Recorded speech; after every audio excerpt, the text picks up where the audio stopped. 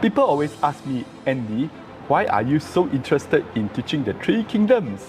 What is so beneficial in knowing China history 1,800 years ago? I'm not in the military, neither am I in business.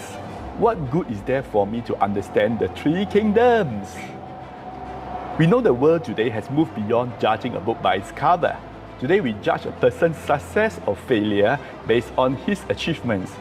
If a trainer gets many participants for his seminars, we say that trainer is good or his seminar is successful. If a restaurant has a Michelin star, we say that is a good restaurant. If a salesman breaks sales record, we say that is a great salesman. In other words, we judge people by what they have achieved. However, the world is very different during the Three Kingdoms period 1,800 years ago. People who know or understand the Three Kingdoms stories know that out of 120,000 characters, only 3 persons are considered heroes. They are Zhuge Liang, Liu Bei, and Guan Yu. And if you know the Three Kingdoms history, you know that these 3 persons were not success in their fields. Example, Zhuge Liang died young, and he was only 1/3 towards achieving his goal when he died at the age of 54. Liu Bei died very suddenly after losing a tragic war that lost 700,000 of his men. And Guan Yu even died more tragically. He was killed by soldiers of low ranks. However, if you go to China today, you realize that these 3 persons are considered deities. We go to the temples, we worship them. In other words, they are considered heroes. Now you may ask me, Andy, what criteria did the Three Kingdoms use in judging people's success or failure? Well, realize that they do not judge by their achievements. If you go by achievements, the person that unite China is the Sima family, but they are not considered heroes. In fact, they are considered villains, bad people. Very simply, in the Three Kingdoms period and in many other stories, we judge a hero by his virtues. Example, Confucius.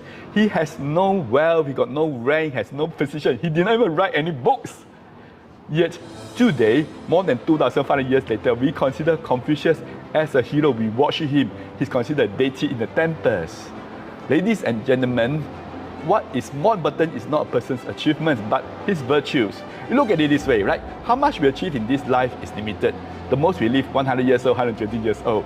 But after we die, the number of years are much longer, right? Correct? For example, like Confucius, he died at the age of 70, and now 2,500 years later, we are still talking about him. We are still saying that he's a good person. In other words, whether you're a good or bad person is judged by what you have done during that time and what impact you have for the society. Basically, the 3 persons in the Three Kingdoms, they have big impact on us. They teach us what are considered good values. Example, they do not take what is not given. They honor their words and they put other people's interests above their own interests. They are kind and benevolent to people. They are loyal and stick on to their principles and values. They rather risk their life than to sacrifice their values. I and Ng know that the world will be a better place if we all know the Three Kingdoms. For when we know the Three Kingdoms stories, we are able to relate to them, we can emulate their actions. So ladies and gentlemen, I want to focus on teaching the Three Kingdoms because only of one and only reason. I want us to know what is real success.